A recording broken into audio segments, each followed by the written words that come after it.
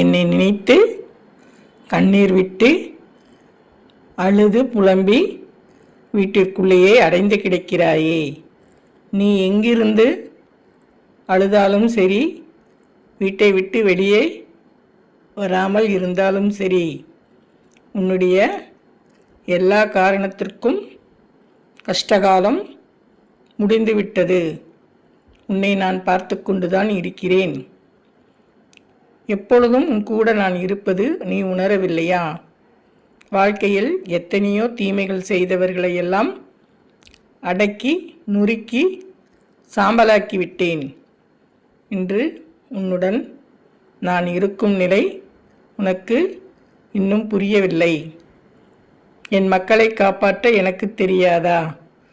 எந்த விஷயத்தையும் மேலோட்டமாக பார்க்காதே.